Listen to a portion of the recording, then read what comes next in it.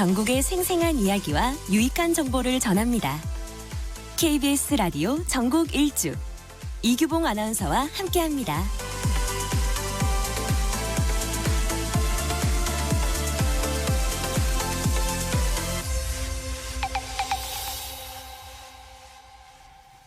우리가 흔히 괴짜 하면 말과 행동이 좀 엉뚱하고 예측할 수 없는 사람을 말하죠. 그런데 만약 환자의 생명과 건강을 책임지는 의사가 괴짜라면 어떨 것 같으십니까? 아마 불안해서 다른 병원으로 가지 않을까요? 그런데 강원도 인제군 기린면에서는 이 괴짜 의사 덕분에 주민들이 마음 놓고 진료를 받을 수 있다고 합니다. 이게 어떻게 된 얘기인지 궁금하시죠? 자, 지금부터 인제 기린면에서 유일하게 개인 의원을 운영하고 있는 젊은 시골 의사 최현욱 원장 전화 연결해서 말씀 나눠보겠습니다. 안녕하십니까? 안녕하세요. 네, 제가 방금 괴짜 의사라고 소개는 해드렸는데 이게 맞는 표현인지 모르겠어요. 혹시 뭐 본인은 아닌데 하시는 거 아닌가 싶기도 하고요. 근데 저만 그런 게 아니라 요즘 이런 얘기 많이 들으시죠? 네, 평소에도 특이하다, 신기하다는 말은 많이 들었어요. 예, 그런데 괴짜라는 평가는 중학교 때 들어봤던 것 같습니다. 그렇군요. 근데 제가 좀 알아보니까 이 최 원장님이 괴짜 소리를 듣는 이유가 여러 가지가 있는데 일단 그 인구 감소로 지역의 의료기관들이 속속 문을 닫고 있는 요즘인데요. 최 원장께서는 반대로 기린면에서 개원을 했어요. 특별한 이유가 좀 있습니까? 대학병원에서 환자들을 볼 때 문제 중심적으로 대하는 걸 많이 느꼈어요. 아하. 인간적으로 보는 게 아니라 병을 고치고 나면 떠나는 거죠. 네. 지속적인 케어가 잘 안 돼요. 그런데 충남 금산군에서 공중보건의사로 가봤더니 질병이 심하지 않은 대학병원 기준에서는 건강한 사람들인 거예요. 예.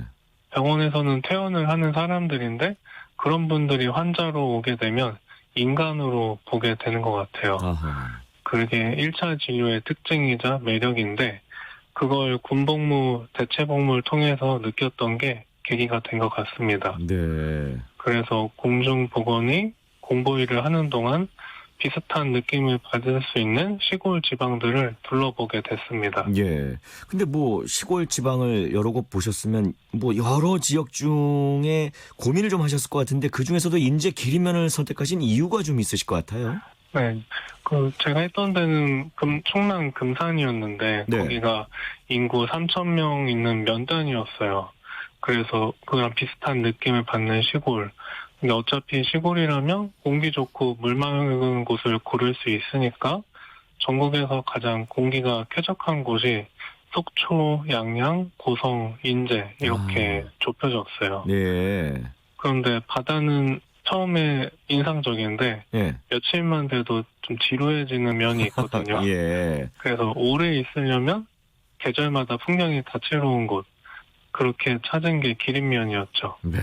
그래서 2017년에 개원을 해서 지금도 매일매일 풍경이 새롭습니다. 그렇군요. 17년에 개원했으면 이제 올해로 9년째인데 아직도 하루하루가 새롭다고 하시니까 정말 잘 찾으신 것 같아요. 그럼 그동안 얼마나 많은 환자를 돌보신 건가요? 처음에는 하루에 50명 정도 보는 게 편하고 좋았었는데요. 네.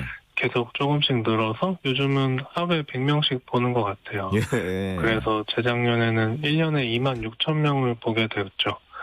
아마도 토요일까지 진료를 봐서 그렇게 된 것 같고 네. 저희 동네가 기린면인데 옆에 상남면, 남면, 인제 신남에서도 와주시고 홍천 내촌에서도 와주셔서 감사하게도 저한테는 과분하게 많이 보게 된 것 같습니다. 네.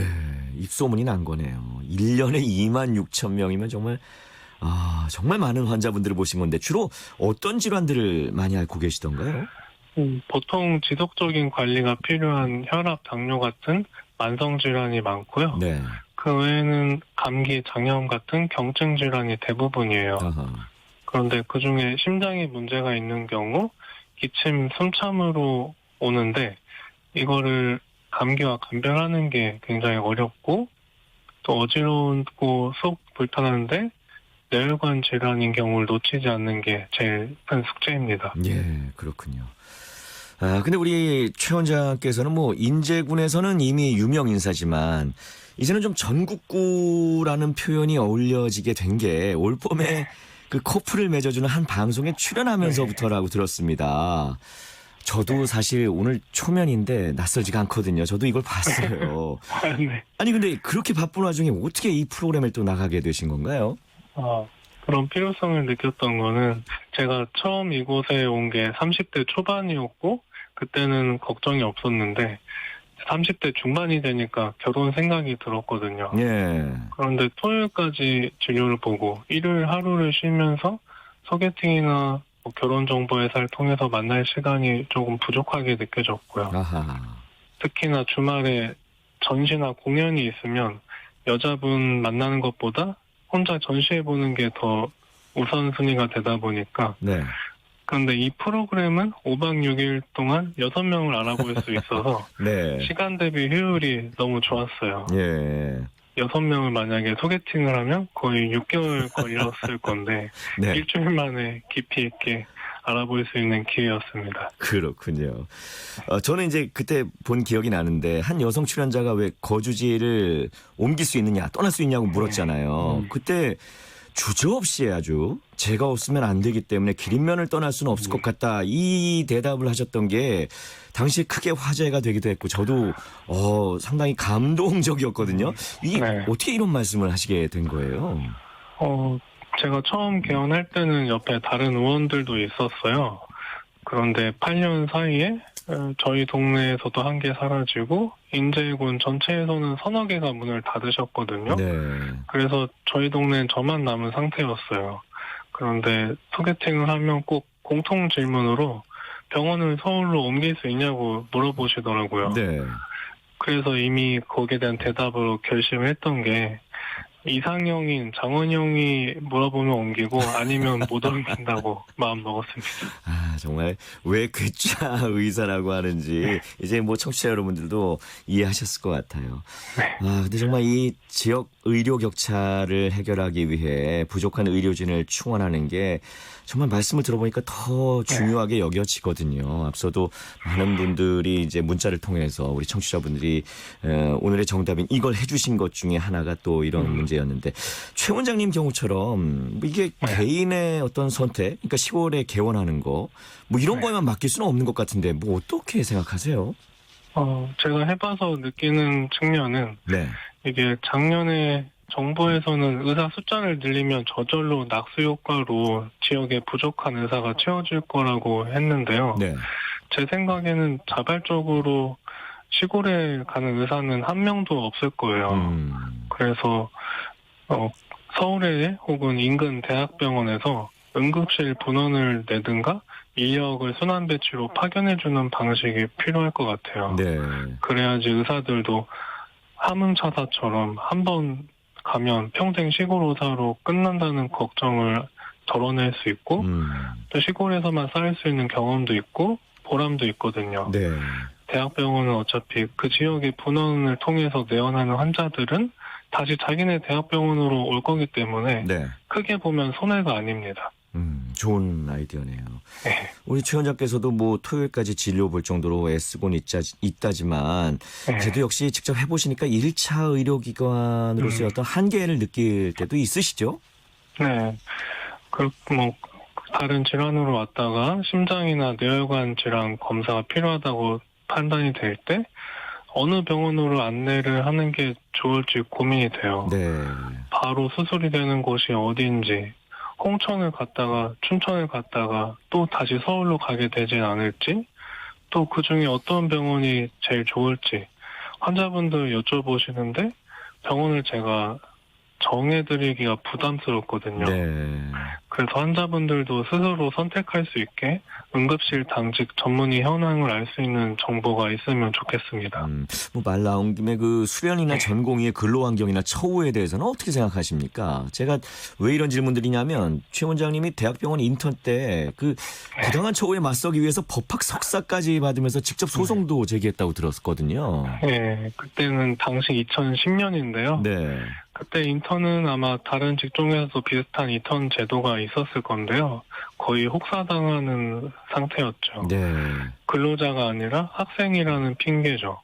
그런데 배우는 건 좋은데 그 과정에서 야간 근로, 초과 근로를 연속으로 하게 되면 실수를 하게 되고 그러면 환자분들에게 피해가 가게 돼요.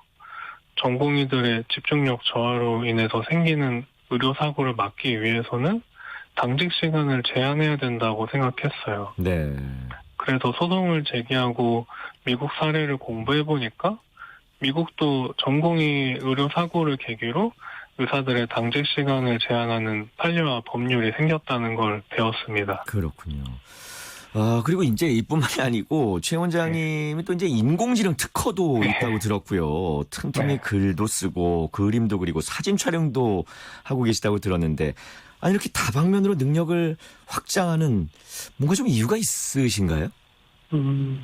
시작은 제가 시골 풍경을 제가 느끼면서 행복을 느끼고 그걸 친구들에게 보여주면 엄청 좋아해줬거든요. 네. 그러다 보니까 저도 더 멋있는 걸 보여주고 싶어지고 포지티브 피드백을 받게 되고 그렇게 사진을 찍어서 보여주면 이미지가 아름답다는 대답을 듣고 그 이미지에서 시상을 떠올리고 시를 쓰고 보여주면 스토리가 좋다고 그러고 동화책으로 내달라고 하고 네. 동화책을 쓰고 소설을 썼더니 소설책을 출판해달라고 해서 그래서 작년에는 신문춘문예 시랑 소설 동화를 다 내보기도 했습니다. 네.